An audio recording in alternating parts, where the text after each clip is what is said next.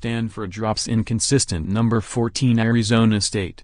Stanford, California. Holder made his move to create space and pulled up in the lane, a shot he has hit dozens of times this season.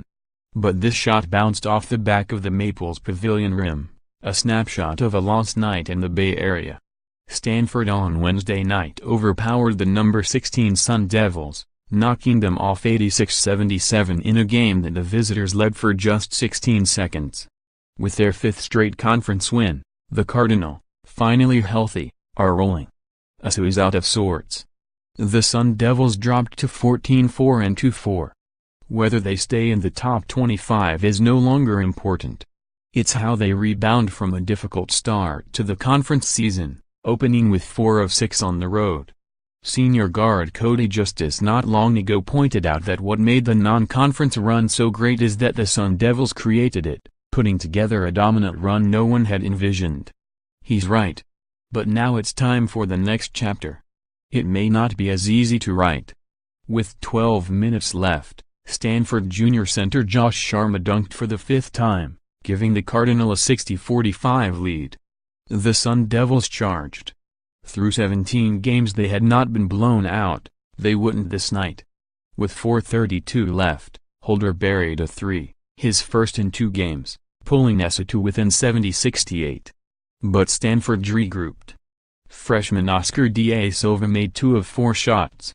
Down 72-68, Holder caught Stanford in a pick-and-roll switch. The senior guard backed up, bringing the 6'9" Da Silva with him to the perimeter. Then Holder launched a 3. It was short. Throughout this rut, which has gone on for some time, ASU has had different players struggle. First it was Shannon Evans. Then Justice. Now it's Holder.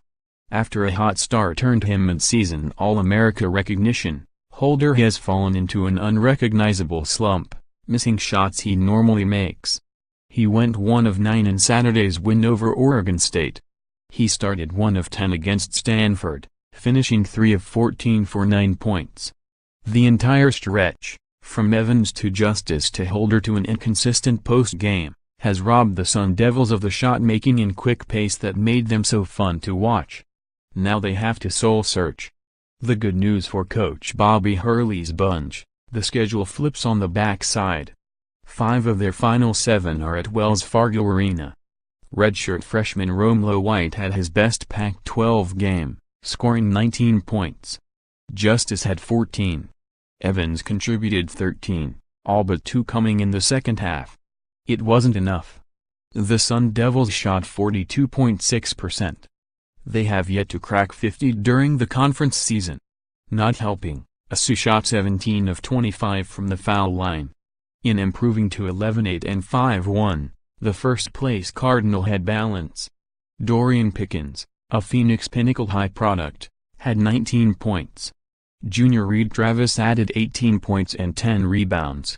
Sharma, who had scored 9 points in his past 4 games, scored 14 points on 7 of 7 shooting. Stanford had 7 dunks and shot 50.8%. Stanford entered as the Pac-12's hottest team, winners of 4 in a row, its longest conference winning streak in 10 seasons. Pickens got the Cardinal going. A 6'5" guard, he missed 11 games during the non-conference season with a foot injury. Once he returned for Pac-12 action, which coincided with 5-star freshman Kezi Okpala's return from academic issues, Stanford became a different team. Pickens scored 5 straight points to give Stanford a 17-10 lead. ASU answered.